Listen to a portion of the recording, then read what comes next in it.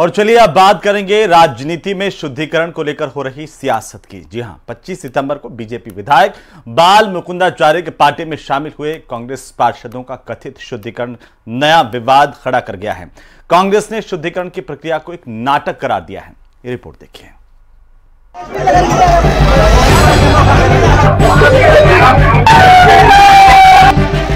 शुद्धिकरण पर छिड़ी सियासी रात, बाल मुकुंदाचार्य पर खाचरियावास का पलटवार। क्या कर रहे, जरा करो विचार। सियासत में कुछ भी पुराना नहीं होता। अब इस तस्वीर को ही देख लीजिए। 25 सितंबर की इस तस्वीर पर सूबे का सियासी पारा चढ़ा हुआ है। ये बात और है कि जब कांग्रेस से बीजेपी में आए पार्षदों पर बीजेपी विधायक बाल मुकुंदाचार्य गंगाजल छिड़क रहे थे, तब उन्हें इस बात का शायद ही अंदाजा रहा हो। तब उन्होंने शुद्धिकरण के दावों के साथ कांग्रेस के भ्रष्टाचार पर तीखा प्रहार किया था। साज सज्जा, आने वाला दिवाली उत्सव और साफ सफाई, सारे काम बढ़िया होंगे, खूबसूरत शहर दिखेगा। इसलिए आज गंगाजल से शुद्धि की है, इसकी अशुद्धता को निकाला है और वैदिक मंत्रों के द्वारा पूजा अर्चना करके, और आज नवमी तिथि के अवसर पर आज बहन जी विराजमान हुई है। अब ये माने गंगाजल से शुद्धि हुई है। अब पूर्णतः नगर निगम में शुद्धि का वातावरण रहेगा, खुशबू सुगंध रहेगी, पवित्रता रहेगी और हेरिटेज का पूरा विकास होगा। बाल मुकुंदाचार्य ने गंगाजल से शुद्धि करके अशुद्धि को निकालने का दावा किया, लेकिन बात क्या सिर्फ इतनी भर थी? यह बाल मुकुंदाचार्य के उमंग और उल्लास का एक सच ये भी था कि कांग्रेस के कुछ पार्षदों ने रातों रात बीजेपी को समर्थन दे दिया।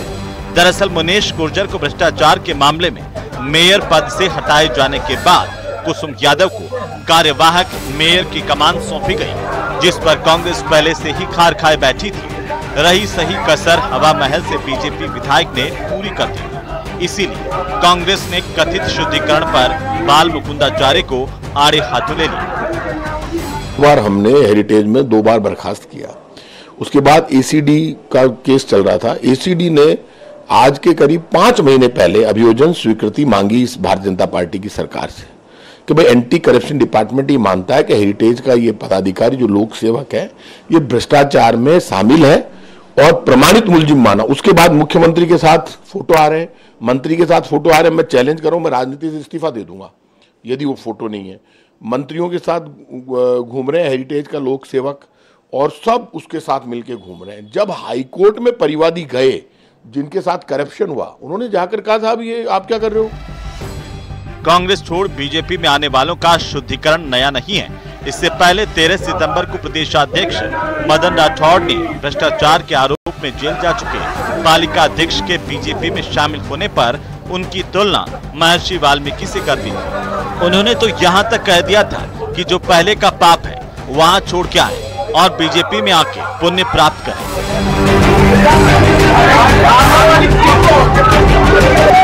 Bureau report, news 18 Rajasthan.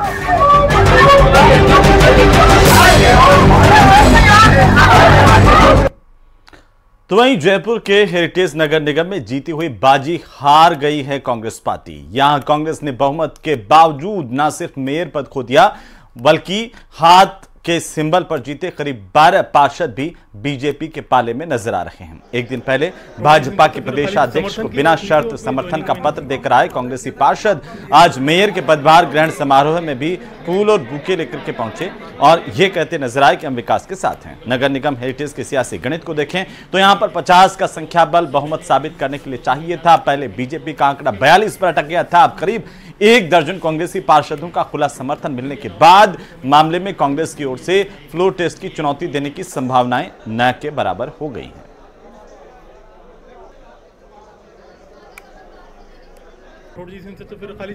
महापौर नियुक्त हुई है। हमारा एक दायित्व है कि वो जयपुर शहर के लिए स्वच्छता का उन्होंने संदेश दिया है, विकास का संदेश दिया है। आज हम उनके साथ इस शुभ घड़ी में उनको बधाई प्रेषित करने, उनको धन्यवाद देने और उनके साथ आगे कदम से कदम मिलाने के लिए आए। विकास और विकास बीजेपी ज्वाइन हमने समर्थन दे दिया, बोर्ड बना दिया, हमने मेयर बना दी हमारी। अब तो विकास करना है। बीजेपी कांग्रेस अभी कांग्रेस में, बीजेपी में मैं अभी विकास के साथ आए हैं, उनको विकास के साथ है, विकास के साथ रहेंगे। पार्टी एक्शन लेने वाली है। पार्टी एक्शन लेती तो लेनी दो, हमको विकास के साथ रहना है, विकास के साथ काम करना है।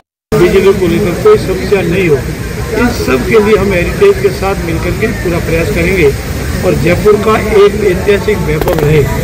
और हमारा ये संकल्प है कि जो हमारा इंदौर के बाद हमारा नंबर लग रहा है, हम इंदौर को प्रचार करके हिंदुस्तान में पहले नंबर पर आए, ये हम सबका संकल्प। मतलब न्यायालय में विचाराधीन प्रकरण का विषय है, कोई शिकायत न्यायालय में विचाराधीन। जहाँ तक चुनाव का प्रश्न है, इस संबंध में तुरंत जब भी समाचार मिलेंगे हम सबसे पहले हम आपको देंगे। हेरिटेज में हमारा संख्या बल ज्यादा है, ये आप दिमाग से निकाल देना। अभी कांग्रेस के एक भी पार्षद ने भारतीय जनता पार्टी ज्वाइन नहीं की है। जिस दिन वो ज्वाइन कर, हाँ ऐसा चल रहा है, ज्वाइन कुछ पार्षदों ने भ्रष्टाचार के खिलाफ जो लड़ाई लड़ी, तब कुछ पार्षदों ने सरकार को हाईकोर्ट का आदेश था, तो ये क्या राजस्थान की भारतीय जनता पार्टी की सरकार ने हेरिटेज में मेयर की कुर्सी दी है क्या उसको, कुसुम यादव को? ये जो निर्दलीय पार्षद कुसुम यादव वहां मेयर बनी है, वो बिकॉज ऑफ हाईकोर्ट बनी है। हाईकोर्ट ने कहा कि आप एक्शन कीजिए भ्रष्टाचारियों के खिलाफ, तब भ्रष्टाचारियों के खिलाफ एक्शन हुआ। वो खुश हो रही है। हमको बीजेपी तो निर्दलीय को इसलिए बनाया है क्योंकि बीजेपी को बना ही नहीं सकती थी, बीजेपी वाले को, क्योंकि मैंडेट कांग्रेस के पास ज्यादा है। अभी बहुत जल्दी है, हमें किसी से नाराजगी नहीं है। आप नए मेयर बने हो, आप अच्छा काम करो, लोग आपकी मदद करेंगे, लेकिन आप इतना भी बीजेपी वाले नाटक मत करो कि हम कांग्रेस के पार्षदों को तोड़ कर लिया है। ऐसे लिया क्या तोड़ के? अभी तो आपके आपस में अंदर खाते क्या बात चल रही है, आपने पार्षदों को पता नहीं क्या कहा। खुलने दीजिए पत्ते, इतना जल्दी नहीं है, इतना जल्दीबाजी फैसले नहीं लेने चाहिए। जयपुर के नगर निगम हेरिटेज में कांग्रेस जीती हुई बाजी हार गई है। यहाँ पर न सिर्फ भ्रष्टाचार के मामले में उनका बिठाया हुआ महापौर हटा दिया गया है, बल्कि भाजपा ने निर्दलीय के रूप में अपने कैंडिडेट को महापौर की कुर्सी पर बिठा दिया है। आगे आने वाले वक्त में भाजपा यहाँ पर फ्लोर टेस्ट के लिए भी कॉन्फिडेंट नजर आ रही है, क्योंकि कांग्रेस के करीब 1 दर्जन पार्षद बिना शर्त के समर्थन के लिए भाजपा के खेमे में पहुँच गए हैं। हालांकि कांग्रेस के नेता भी कह रहे हैं कि पिक्चर अभी बाकी है मेरे दोस्त, इस पूरे मामले को ये ना समझा जाए कि भाजपा यहाँ पर कांग्रेस को पूरी तरह से हरा चुकी है। लेकिन जैसा कि नज़र आ रहा है, भाजपा यहाँ पर अपना 60 दिवस के लिए कार्यवाहक महापौर भी बना चुकी है और आगे आने वाले वक्त के लिए काफ़ी कॉन्फिडेंट नज़र आ रही है कि ये जो पूरा कार्यकाल है भाजपा अपने महापौर के साथ में पूरा करेगी। देखना ये होगा कि इस जीती हुई बाजी को हारने वाली कांग्रेस अपने पार्षदों के जरिए यहाँ पर कुछ जोर आजमाइश करती है या फिर सिलसिला यूं ही जारी रहेगा। कैमरा पर्सन दिलीप चेची के साथ में अरबाज अहमद, न्यूज़ 18 के लिए जयपुर से। और इसी बीच अजमेर से इस वक्त की सबसे बड़ी खबर आ रही है, रूपनगढ़ से बड़ी जानकारी, जहां रूपनगढ़ में गैंगवॉर मामले को लेकर के अपडेट मिल रही है। रूपनगढ़ गैंगवार का एक और वीडियो सामने आया है। बोलेरो सवार बीआरसी ग्रुप के लोग आग लगा रहे हैं, जेसीबी पर पेट्रोल छिड़क करके आग लगाई जा रही है और इस वीडियो के आधार पर पुलिस अब तफ्तीश कर रही है। रूपनगढ़ में गैंगवार में एक युवक की मौत हो गई थी। जमीन पर कब्जे को लेकर के 2 भूमाफिया गैंग्स के बीच में झड़प हुई थी। इस दौरान का एक और वीडियो सामने आया है।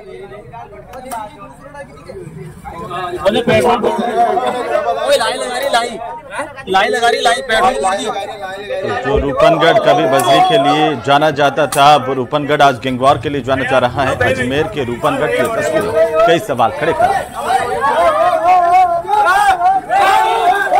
उधर दौसा विधानसभा उपचुनाव कांग्रेस और भाजपा के लिए प्रतिष्ठा का सवाल बन गए हैं। दोनों ही पार्टियां ये सीट जीतना चाहती है और यही वजह है कि दौसा सांसद मुरारीलाल मीणा खूब भागदौड़ कर रहे हैं। जगह जगह पर मंडलों की खुद बैठक ले रहे हैं। मुरारीलाल मीणा ने एक बार फिर से दोहराया कि कार्यकर्ताओं की राय शुमारी से प्रत्याशी तय किया जाएगा। उन्होंने ऐलान किया कि मेरे परिवार से कोई चुनाव नहीं लड़ेगा। साथ ही उन्होंने दावा किया कि दौसा सीट कांग्रेस भारी बहुमत से जीतेगी। हमारे पूर्व विधानसभा क्षेत्र में 11 मंडल हैं और 11 मंडलों में आज हमारी 11वीं मीटिंग थी। सारे मंडलों की मीटिंग हो चुकी है और मैं समझता हूँ कि हर मंडल में कहीं 200, 250, 300 हमारे सारे कार्यकर्ता हुए हैं, क्योंकि कार्यकर्ताओं की मीटिंग थी। कार्यकर्ताओं में बड़ा जोश है। हमने कार्यकर्ताओं को पुनर्गठन के लिए दिशा निर्देश दिए, हमने कार्यकर्ताओं को आने वाले चुनाव के लिए संबंध में जानकारी दी है, कुछ कार्यकर्ताओं के सुझाव भी हम लोगों ने लिए और मुझे लगता है कि बहुत ज़बरदस्त कार्यकर्ता में जिस तरह से जोश है, आने वाला विधानसभा चुनाव हम पिछले चुनाव से भी ज़्यादा वोटों से जीतेंगे। तो वहीं राजस्थान हाईकोर्ट परिसर में शुक्रवार की सुबह एक संविदा कर्मी की खुदकुशी की घटना के बाद सन्नाटा फैल गया। मौके पर पहुंची पुलिस ने जांच शुरू की है।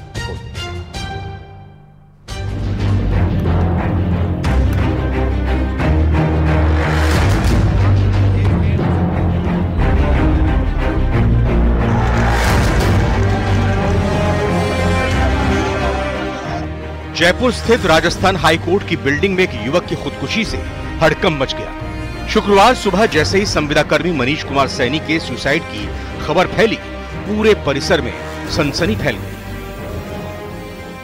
देखिए, हाईकोर्ट के जो बी ब्लॉक है उसके कमरा नंबर 306 के अंदर बताया जा रहा है कि एक जो संविदाकर्मी था मनीष कुमार सैनी, उसने फांसी यहां पर लगा ली है। सुबह 8 बजे करीब यहां पर जो इनके जो साथी कर्मचारी उन्हें जानकारी मिलती है, जिसके बाद में पुलिस को सूचना देते हैं और कहीं ना कहीं इस घटना के बाद में पूरे हाईकोर्ट के अंदर कहा जा सकता है कि जो सनसनी है वो फैली हुई है। कहीं ना कहीं जो वकील है, जो कर्मचारी है, उनमें आक्रोश है। बताया जा रहा है कि जो संविदा कर्मी है काफी समय से वेतन विसंगति की मांग को लेकर डिप्रेशन में था। इसी को लेकर अब जो संविदा कर्मी है, उनके जो साथी हैं, वो धरने के ऊपर बैठ गए। आप यहाँ पर देख सकते हैं कि जो तमाम जो उनके जो साथी संविदा कर्मी है वो बैठ गए। इन तमाम लोगों की मांग है कि क्या कुछ कारण रहे। जो आपका जो साथी था मनीष कुमार सैनी, बताया जा रहा है, क्या कारण रहे? सर बहुत पीड़ित था।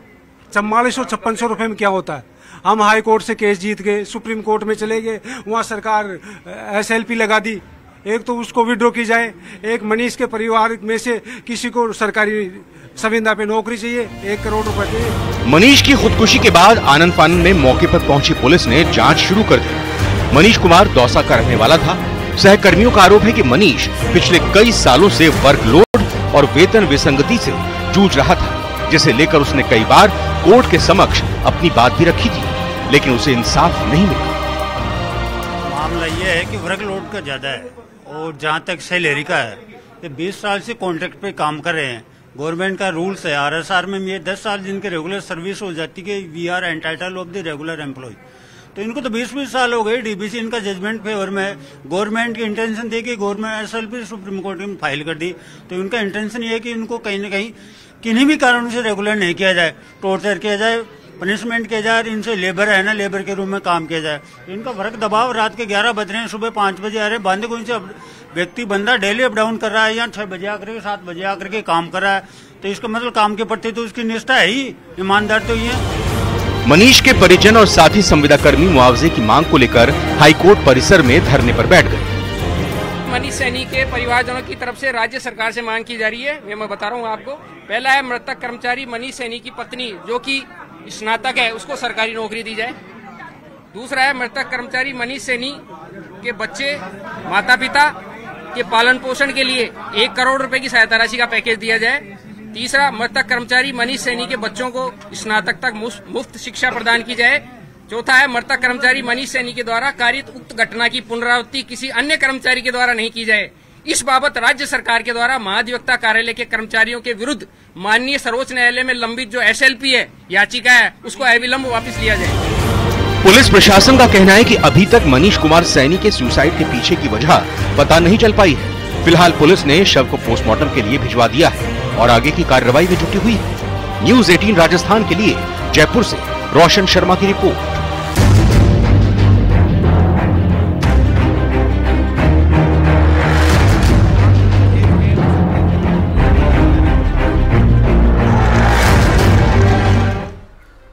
तो वहीं राजधानी जयपुर के सरकारी डेंटल कॉलेज में विवाद गहराता जा रहा है। कल तक प्राचार्य की मिलीभगत से प्राइवेट महिला डॉक्टर के अस्पताल में आकर सर्जरी करने के आरोप लगे थे। अब रेजिडेंट्स की तरफ से इलाज के लिए काम आने वाले सामान को निजी अस्पताल क्लिनिक ले जाने के गंभीर आरोप लगाए जा रहे हैं। रिपोर्ट देखिए।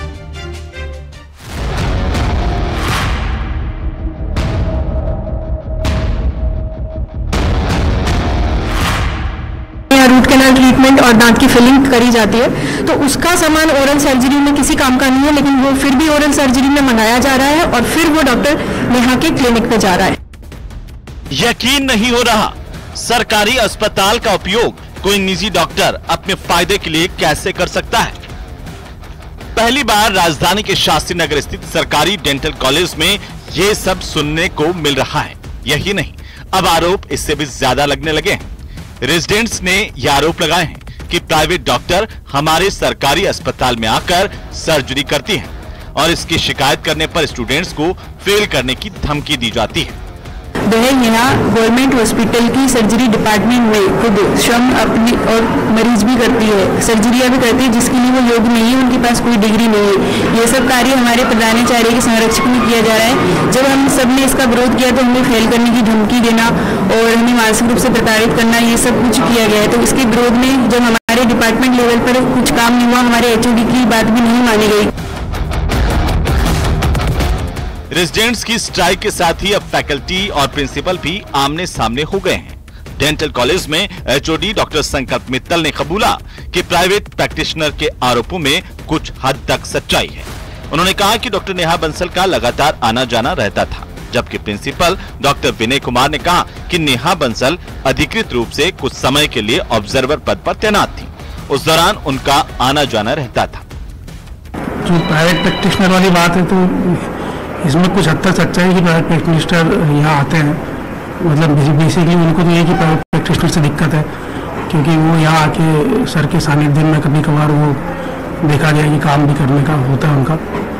लेकिन मेन उसमें प्रॉब्लम ये शायद उन्होंने रेजिडेंट के साथ कुछ मिसबिहेव करा, ये करा, इसलिए ये लोग सब और आकर्षित हो गए। लेकिन जो उनको सर्जरी सीखनी होगी तो वो उनके कहने पर आए होंगे यहाँ पे और उन्होंने उनको सिखाई।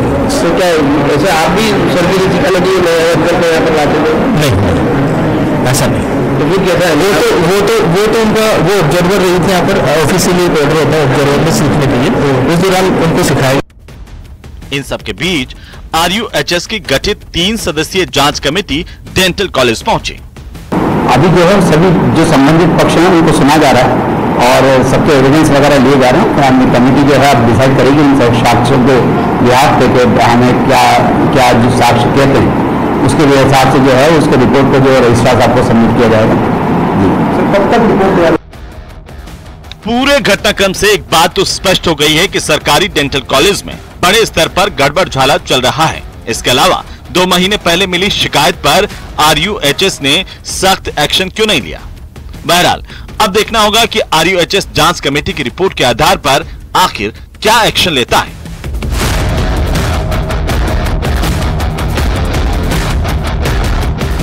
न्यूज 18 राजस्थान के लिए जयपुर से सौरभ गृहस्थी की रिपोर्ट।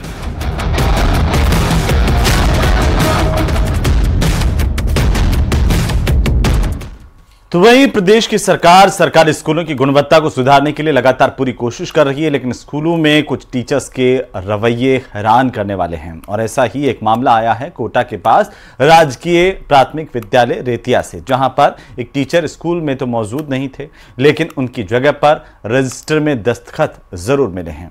रिपोर्ट देखिए। तो मैंने कहा कि साइन क्यों करे आपने? मेरे पास रिकॉर्डिंग भी है कि मेरी मर्जी होगी उसको छूट दूंगी। प्रिंसिपल के खिलाफ मोर्चा खोलने वाली ये टीचर हैं राजकीय उच्च प्राथमिक विद्यालय रेतिया चौकी की। अब आप सोच रहे होंगे कि आखिर ऐसा क्या हुआ कि स्कूल टीचर प्रिंसिपल के खिलाफ लामबंद हो गई। तो चलिए आपको पूरा माजरा समझाते हैं। दरअसल इस स्कूल के एक टीचर हैं जिनका नाम है निर्मल कुमार। वो स्कूल में मौजूद नहीं है, फिर भी उनके दस्तखत इस रजिस्टर में कर दिए गए हैं, जिसके बाद इन दोनों अध्यापिकाओं ने प्रिंसिपल के खिलाफ मोर्चा खोल दिया। तो मैंने कहा कि साइन क्यों करे आपने? मेरे पास रिकॉर्डिंग भी है कि मेरी मर्जी होगी उसको छूट दूंगी। राइटिंग को आप नोट कीजिए सर, ये देखिए किस तरीके से साइन हो रहे हैं। ये साइन अलग कैसे है? नहीं तो रजिस्टर तो अभी इनकी राइटिंग अलग कैसे आप देखिए ना। नहीं तो रजिस्टर तो अभी इनकी राइटिंग अलग कैसे आप देखिए ना। इन टीचर का आरोप है कि प्रिंसिपल वंदना घाटिया ने गैर मौजूद शिक्षक निर्मल कुमार नामा के फर्जी दस्तखत खुद किए हैं। हंगामे के बाद मीडिया मौके पर पहुंचा। रजिस्टर देखने पर पता चला कि शिक्षक निर्मल कुमार के दस्तखत तो थे, लेकिन वो स्कूल में मौजूद नहीं थे। क्लास के बच्चों से जब उनके बारे में पूछा तो उन्होंने भी निर्मल नामा के स्कूल में आने से इनकार कर दिया। आज आपके स्कूल टीचर आए हैं क्या? स्कूल स्कूल प्रिंसिपल और टीचर्स में बहस होती रही। इस बीच स्कूली छात्र इस तमाशे को मूक दर्शक बन देखते रहे, लेकिन जिस तरह शिक्षक की मौजूदगी में उसके फर्जी साइन के आरोप लग रहे हैं वो बेहद गंभीर है। कर्मचारी के खुद के साइन तो ये आरोप कैसे लगा रहे हैं आपके ऊपर? वो लोग लगा रहे हैं तो उनकी वो जाने। ये चीज अगर आपको पूछनी है जिसके साइन है उससे पूछे।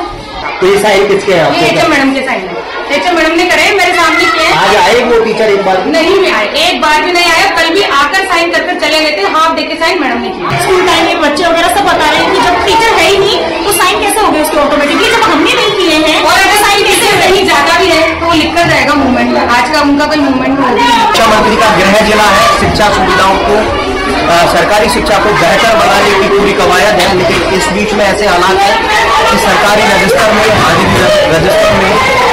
पूरी तरह से जो फर्जीवाड़े का एक बड़ा खेल चल रहा है। बकायदा शिक्षक ड्यूटी पर नहीं है और उनकी जगह पर साइन कोई और आकर के कर जाता है। ऐसे में सरकारी शिक्षक कैसे बेहतर होगी अपने आप में समझा जा सकता है। खुद शिक्षा मंत्री को सोचना होगा। हिमांशु मित्तल। खबरें और भी हैं, लेकिन फिलहाल वक्त है एक छोटे से ब्रेक का। जल्द लौटते हैं।